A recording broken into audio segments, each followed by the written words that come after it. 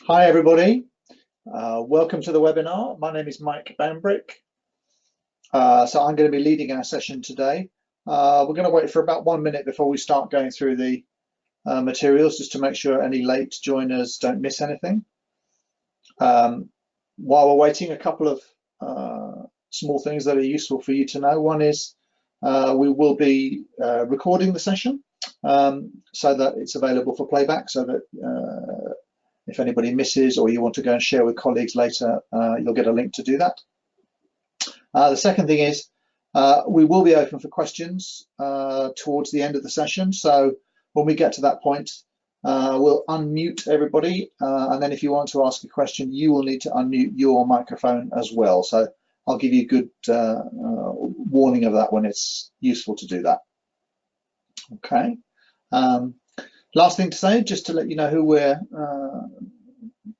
what's the company that we're representing. So I'm a director of Method, which is a part of the integration group of companies. We own and operate the toolkit that we're going to talk about today, which is called MCA, on behalf of many clients and marketing services companies. So this is a technique that's pretty widely used and well established.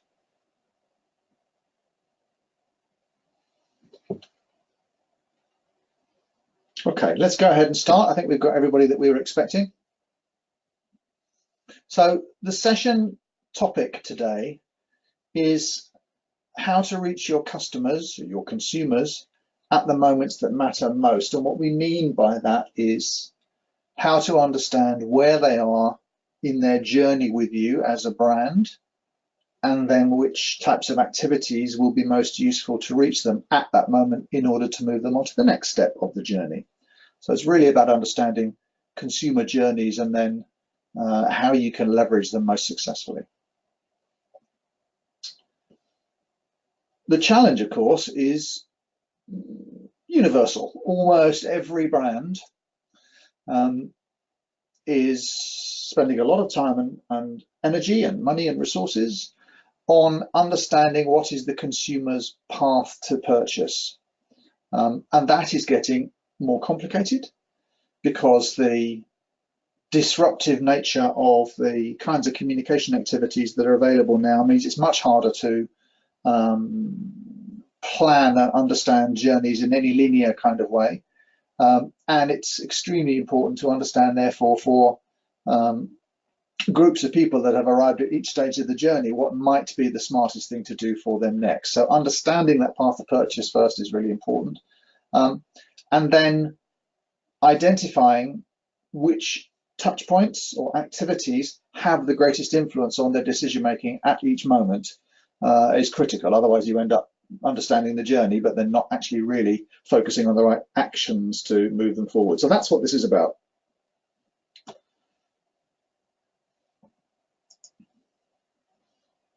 Just trying to move my slide forward. There we go. The way we do this on behalf of marketers is to use a toolkit that we call Market Contact Audit, or MCA for short. It's based on voice of the consumer research. And we do that because we know that's the only way to understand all of the interactions that consumers have on a path to purchase. Okay, from the first steps of learning about a brand, the stuff that builds awareness and familiarity, through the things that they hear from other people to start establishing opinions and attitudes to brands, and in high risk categories to start building trust and deal with uncertainties, through experiences when they start moving into the shopper journey rather than just establishing brand attributes, and then all the way through into being a customer and experiencing things that the brands offer them as a result of that. So that complete journey is something that you can only measure if you go and understand directly with consumers exactly how they were going through that journey in a specific category, and then how they are experiencing brands at each point in that journey. So we use voice of consumer research to get there, and what we get from the research is basically a platform that allows us to see right across the mix of contacts in the digital and the non-digital space, using a single measurement currency. And that's the key to this, because that single measurement currency allows you to then understand the relative importance of contacts at each stage in the journey and our performance in those relative to competitors, all using a single benchmarking approach. Okay, so that's what this tool is based on, and that's the reason that we use this technique to get to it, because it gives you the complete path to purchase. So let's have a look at the kind of things that you can do. We focus on 4 key areas when we're answering this specific question about understanding what are the moments that matter in a consumer path to purchase. One is which contacts contribute most at each stage of the journey. So you can map where groups of consumers are based on their current relationship with your brand. And then you can identify which contacts are the biggest contributors of what we call brand experience at each point in that journey. Then you can identify for your own brand, where are the bottlenecks? In other words, where is the biggest opportunity for performance improvement? If we can release people to move from one step of the journey to move forward into the next step, and we can find the greatest numbers of those, then we are likely to improve our business performance. So identifying the bottleneck is actually the performance improvement tool. And using that to then look at which consumers are the ones that are experiencing the bottleneck the most. Okay, so once you've identified where is the performance improvement opportunity, it's then very important to understand amongst which types of consumers will we have the greatest effect. And then which are the most salient contacts to evolve a target segment's relationship. So it's designed to go right the way through the understanding of, broadly speaking, where do contacts contribute the most, to specifically for the brand challenge and the target audience that we need to reach, exactly what actions will be the ones that add the most value. So let's look at each of those 4 stages. The first stage is a simple approach which identifies which contacts contribute most at each stage of a journey. So what the graph is showing us is, if you look across the data points in the graph, this is a way of understanding the journey in terms of consumers' current relationship with a brand. Okay, and that means a specific brand. These are not category generalizations. So the first level is awareness of a brand. I've heard of it or I've not heard of it. And then from that, do they go on to either consider this brand as one of their initial brands in their consideration set? This is actually an example from a durables category, so people go through a fairly thoughtful process. Okay, so the second column is showing people that did not include this brand in the consideration set, or they did include in the third column. And then, did they then go on to include in the final consideration set for brands? So once they've gone through the process of learning and understanding more about brands and they've gone further down that journey, did the brand stick into the final consideration set, and then into the last step, which is, did they go on to purchase that brand or not?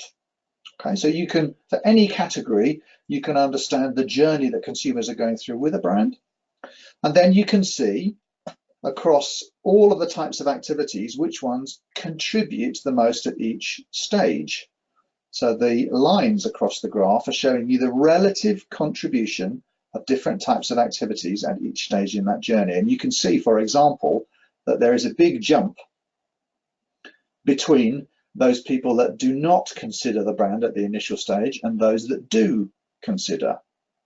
So what's important is to understand what's basically to do a gap analysis and to understand which types of activities are the ones which appear, in other words, which people have experienced when they go on to consider a brand. And you can see in this little example that there are 2 groups of contacts which have gone up very significantly. One is digital contacts, so in that dark green color, that's the contribution of digital activities to initial consideration. And the second one is point of sale. Okay, so basically in retail experiences. So we know immediately that in order to get more people to move to initial consideration, that those two groups of contacts become much more important. In other words, if we get them to have digital experiences and point of sale experiences, then they are much more likely to include our brand in the initial consideration set. Okay, so you can immediately start to say at each stage of the journey, what's the relative contribution, and most importantly, what's the difference between achieving success and not achieving success at each stage. So the second thing is to say, okay, we know that as a general understanding of where contacts are likely to have their greatest relative impact. The second thing is to understand for our brand, where is the challenge across that journey? So simply by going through a process of understanding the number of people that are in each of those stages of the journey, and then looking at how well are we benchmarking versus competitor brands, you can start to immediately identify where the bottleneck is likely to be. So for our brand, okay, we're looking at the bar chart at the top. Okay, this happens to be tracking the brand's progress for 2 periods. Okay, period 1 in the white and period 2 in the dark blue. And the size of the bar represents the number of people that are, in the first set of columns, aware of the brand, and then the second columns, those that have moved on to include the brand in initial consideration. And the bubbles between the two are showing you the rate of conversion.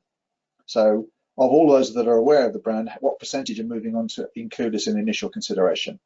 Okay, in wave 1 it was 13%, in wave 2 it's moved up to 14%. If you then compare that conversion rate to the major competitive brands in the category, you can see, and those are also represented by the bubbles for brands A, B, C, D, and E, those are the competitors, you can see that the level of conversion that our brand is achieving versus the key competitors is way below the competitive benchmarks. When you look further down the consumer journey, and you then look at the conversion rates for people who've moved from initial to final consideration, and then from final consideration on to purchase, you can see that the scores that our brand is achieving, okay, is actually very comparable versus the other much more well-established brands. So it's clear that the issue for this brand is not the latter stages of the journey. It is in fact converting from awareness into initial consideration. That's the bottleneck. And we know that if we can release people through that into final consideration and purchase, then it will have a very positive impact on the business, because we know that our conversion rates at those stages are competitive. So we can identify where in the journey is the bottleneck, and therefore the performance improvement opportunity. And then you can also drill down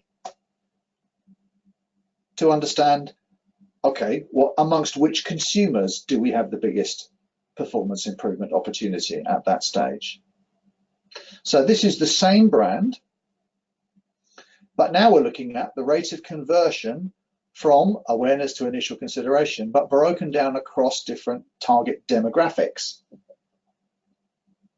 So if you remember, our average conversion rate was about 14%, okay? But we see that amongst the youngest group, in this case 20 to 29 males and females, that our conversion rate at this first level of the journey from awareness to consideration is even weaker.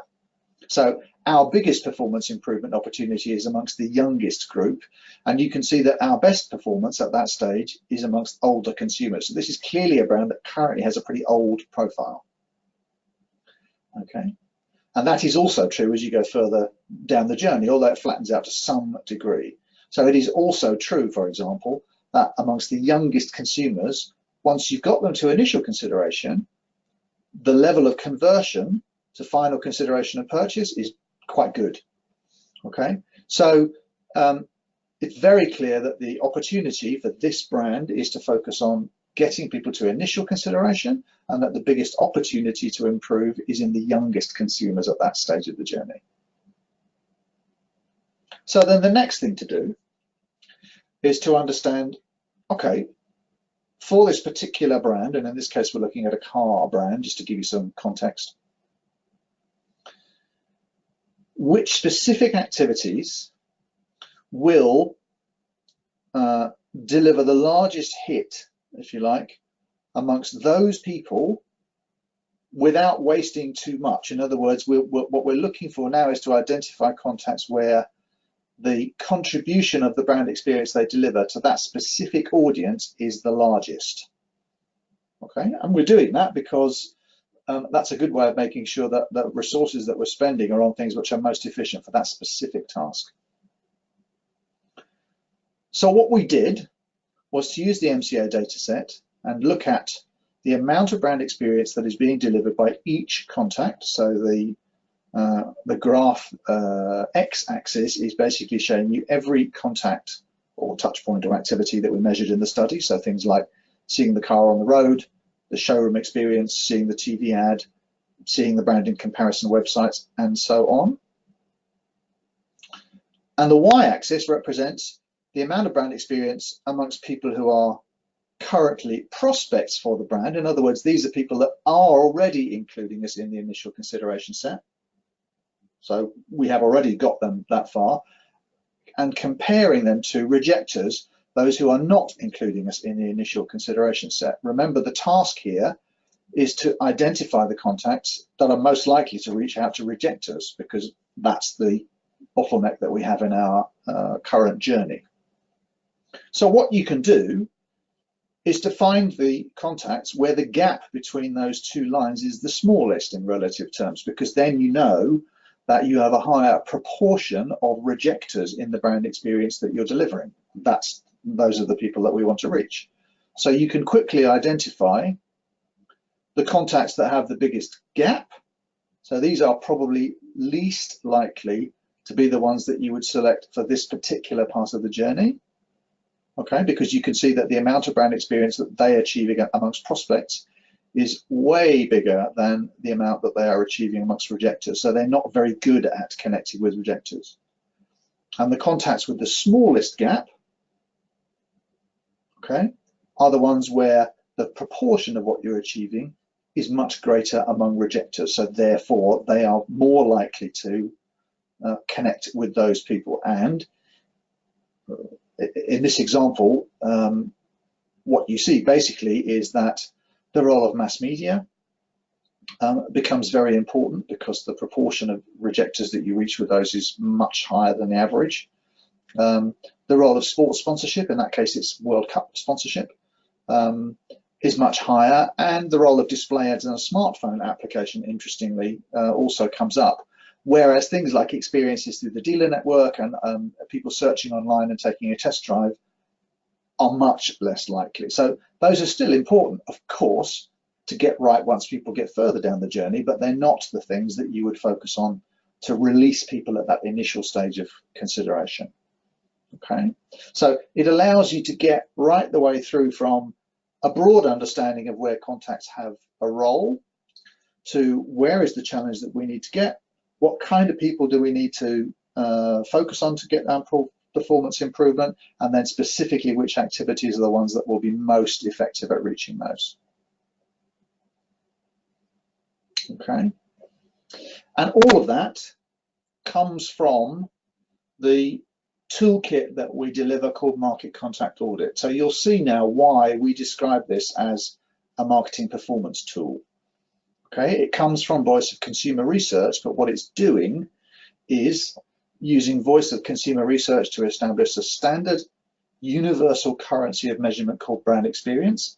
That's how we can understand the relative contribution of these very different types of activities in a way that you can compare.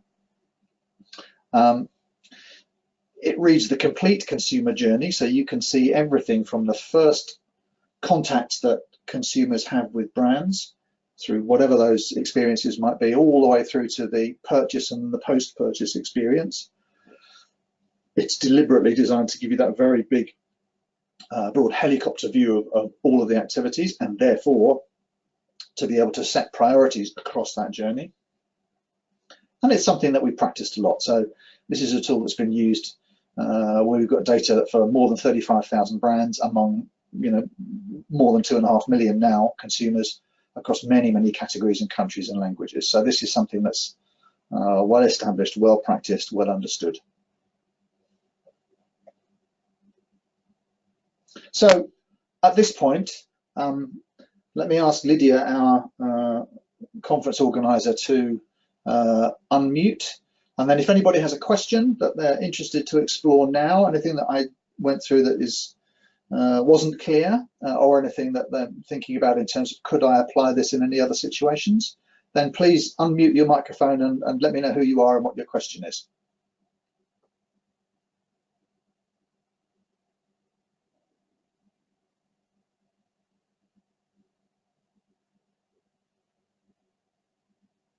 Okay, sounds like we've been very clear.